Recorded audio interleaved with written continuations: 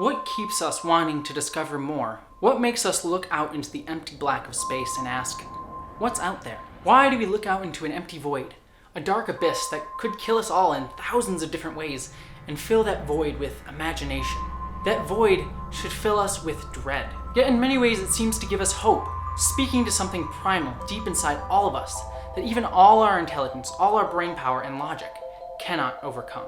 Perhaps it's our inhibitions, our ability to block off that fear that allows us to pursue our true passions. This is Sacred Treks. Space, the final frontier. We must strive to be more than we are, Law. It does not matter that we will never reach our ultimate goal. The effort yields its own rewards. It's a matter of interpretation. It may not be what you believe, but that doesn't make it wrong. There are 3 things to remember about being a starship captain. Keep your shirt tucked in, go down with the ship,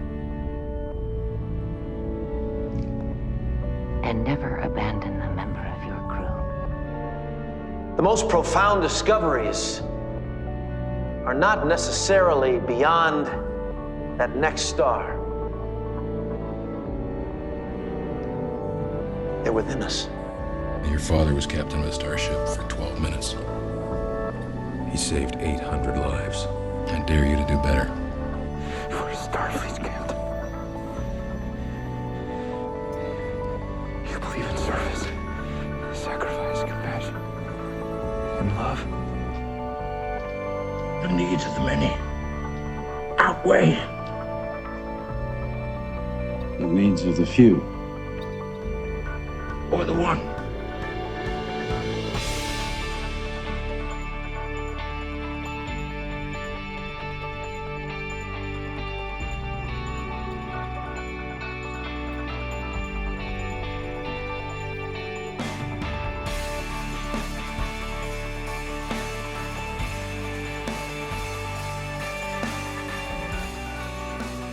For today's Sacred Trek, we're looking at the 4th aired episode of Star Trek, The Naked Time, through the theme of inhibitions. The USS Enterprise arrives at the planet PSI 2000, which honestly is the most sci-fi sounding name in all of time. Mr. Spock and Lieutenant Joe beam down to the planet to find all the researchers at the Federation outpost have frozen to death, including one who was fully clothed in the shower, for some reason. One man was taking a shower, fully clothed. Joe completely ignores the entire point of wearing an environmental suit and promptly gets infected with space blood. Come on, Joe. Upon returning to the ship, Joe expresses to Captain Kirk that he doesn't understand why humans go into space. Whatever was happening, they didn't care. I keep wondering. You keep wondering if man was meant to be out here. Which, why did you join Starfleet then? You know, you could have just stayed on Earth, start a restaurant like Sisko's dad. Anyways, Joe begins to act irrationally and acts hostile towards other crew members and injures himself with what looks to be the world's most innocuous butter knife.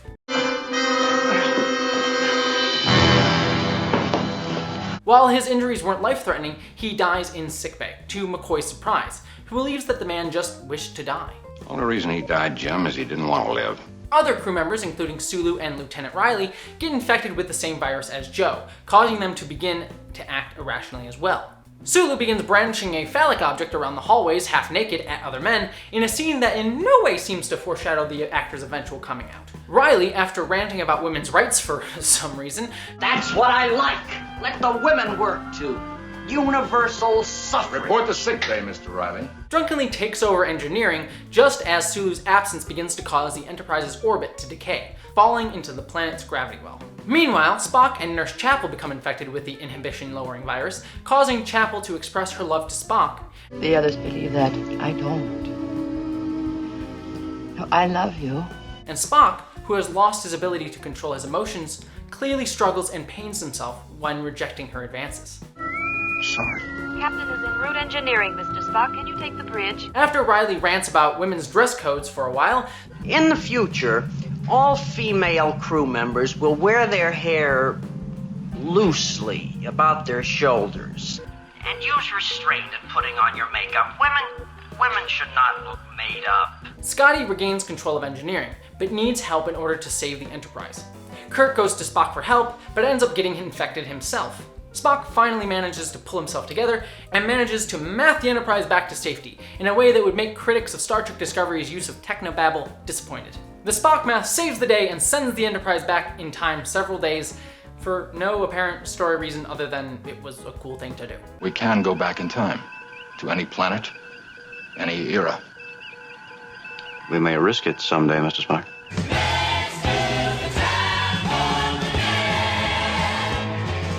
Fortune favor the foolish. So while there is certainly a lot of comedy to mine, there are several key moments in the episode that I wish to draw our attention to through the theme of inhibitions. All the men who get infected with the virus have their inhibitions taken away from them, causing them to be unable to hide their feelings that have lain dormant beneath. Initially, this loss of inhibitions is framed as purely dangerous. Certainly Sulu and Riley's reaction to the virus demonstrate that our inhibitions help to keep us professional and disciplined. Yet Lieutenant Joe's reaction is decidedly more depressing. As evidenced by the fact that Kirk knew about Joe's fear of being in space before his infection, it's clear that Joe has always struggled with a deep resistance to being out in space. We're all a bunch of hypocrites. Stick our noses into something that we've got no business. What are we doing out here anyway? Indeed, when he gets infected, he completely loses the will to live, believing that man shouldn't have gone into the great unknown. It's honestly one of the most tragic deaths in the entire original series, that a man simply dies because he succumbs to his own inner fears and demons. Why would a man who feared space so much push himself to be in a career that puts him in space in the first place? Is it perhaps that he overcame his fear?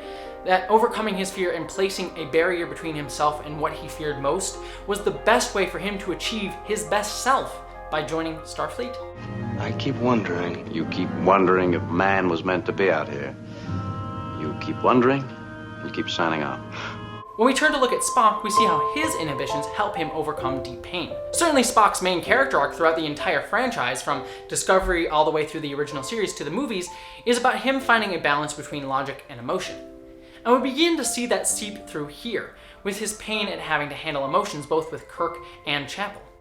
Jim, when I feel friendship for you, I'm ashamed. Many argue that Spock needs to show more emotion, to let a little bit of his human side in, and that is certainly right.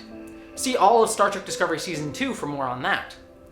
Yet we can also see here, as well as in Discovery Season 2, that if Spock completely loses his logic, he becomes almost non-functional, unable to get past all the pain that he has to carry with him. His logic, the barrier and inhibition he puts on his emotion, helps him move forward, helps him become the fantastic Vulcan we know him to be, as he saves the day here at the end of the episode by pulling himself together. Yet, if he goes too far into logic, he becomes cold and callous, as we see in other episodes. That means that somebody is dead and you just sit there. Lieutenant, my demonstration of concern will not change what has happened. So perhaps there is a balance worth finding between the two. In Kirk, surprisingly, we see a man defined by the barriers and inhibitions that he's placed on himself. When he's briefly infected with the virus, he laments how much he wishes he could be with a woman, but how his love for the ship has defined who he is. Love. You're better off without it, and I'm better off without mine.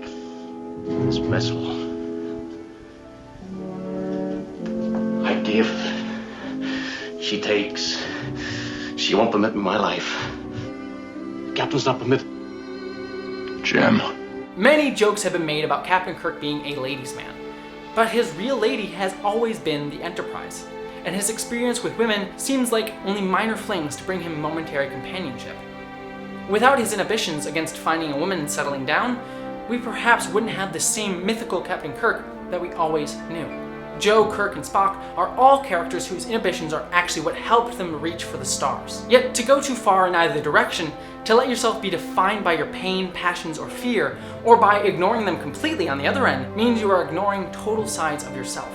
Instead, you must find a balance, using your anxiety and fear to help motivate you forward, yet never fully overcome them. Never lose you. Because they are a part of what keeps you where you need to be. That's it for this Sacred Treks. I hope you enjoyed it. I'm trying out a bit of a new format for the series, which is it being a little bit shorter and entirely scripted instead of off the cuff like it was before. Let me know what you like about this version, or if you like the previous versions better, as I want to keep evolving and growing the series as I really believe in it. So if you want to catch more Sacred Treks or other Trek videos or anything else on my channel, don't forget to subscribe. And if you want to help make these videos even better, please consider giving to my Patreon page, just like these fine, fantastic folks did. Honestly, every little bit you give means the world to me. Thank you so much to everyone who gives, and you help pay the rent, you help keep me motivated, and you help make these videos even better. And special thanks to my commander level and above Patreons, Stephen Schuhart, Michael McGee, Maggie Evans, Lal Lindley, Wellington Marcus, Munir Amlani, and BBD. Thank you so much. It honestly really means the world to me, and the fact that you guys gave at this level, it honestly shocks me and humbles me, and just thank you so much to you and to all my other Patreons. But regardless of if you subscribe or give to my Patreon page, until next time, live long and prosper.